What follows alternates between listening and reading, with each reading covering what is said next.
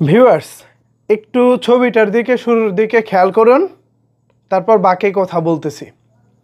একপাশে শাকিব খান, একপাশে রয়েছেন একজন সাকিবিয়ান তথা শাকিব খানের ভক্ত। শাকিব খানকে যেভাবে দেখতে পাচ্ছেন, এটা হচ্ছে তার সদ্য রিলিজ করা বরবাদ সিনেমার একটি গুরুত্বপূর্ণ লুক।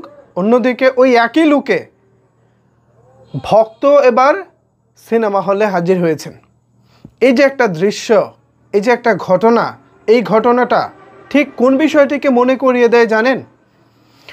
আমরা যারা ভারতীয় সিনেমা ফলো করি, স্পেশালি ইদানিংকালে সাউথের সিনেমা ফলো করি, তামিল তেলুগু সিনেমা ফলো করি, আমরা জানি বা আমরা দেখি যে ওখানকার ভক্ত বা ফ্যান ফলোয়াররা কতটা ক্রেজি। সিনেমা হলের সামনে পুরো ব্যানারে ফুলের মালা দেওয়া থেকে শুরু করে ব্যানারে দুধ দিয়ে ধুয়ে দেওয়া, এমনকি বড় বড় যে ফেস্টুনগুলো হয়, আপনার কি বলে এটাকে, অনেক বড় বড় যে কাট আউটগুলো হয়, ফেস্টুন না সরি, যে কাট আউটগুলো হয়, সেই কাট আউটগুলোতে পর্যন্ত ফুলের মালা দিয়ে পুরো শহর ঘুরে বেড়ানো হয়, আনন্দ উৎসব করা হয়। কখনো কি ভেবে দেখেছিলেন 2020 সালের করোনা আসার পরে আমাদের চলচ্চিত্র আদৌ বেঁচে থাকবো? শুধু বেঁচেই থাকবো না, 2025 সালে এসে এরকম একটি ক্রেজ আমরা দেখব? এটা কি কখনো ভেবে দেখেছিলেন? আমার মনে হয় এটা আসলে কেউই ভাবেন নাই। কারণ আমাদের চলচ্চিত্র নিয়ে, বাংলাদেশের চলচ্চিত্র নিয়ে এবং শাকিব খানের সিনেমা নিয়ে মাতামাতি হবে, এটা এক সময় আশা ছেড়ে দেওয়ার মতো অবস্থা ছিল।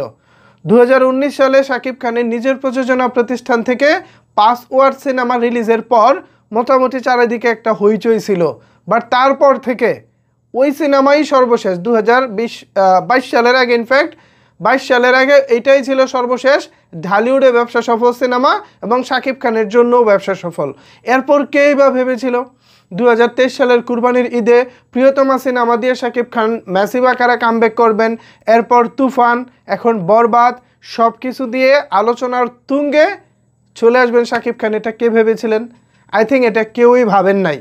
এখন শাকিব খানের যে লাইন আপ, শাকিব খানের পাইপলাইনে যেসব সিনেমা রয়েছে, এগুলোর নাম শুনলেও তো মনে হয় যে না, এগুলোও দারুণ কিছুই হবে। তাণ্ডব, তারপর বরবাদের প্রযোজনা প্রতিষ্ঠানের আরও কিছু প্রজেক্ট নিয়ে আলোচনা চলতেছে শুনতেছি।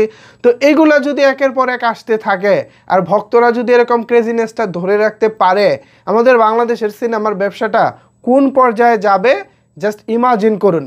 আমি স্যালুট জানাই এই সাকিবিয়ান ভাইকে।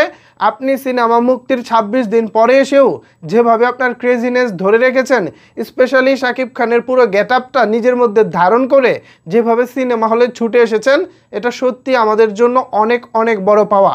স্পেশালি বাংলা সিনেমার জন্য, যেখানে বাংলা সিনেমার কোনো আশার আলোটাই ছিল না।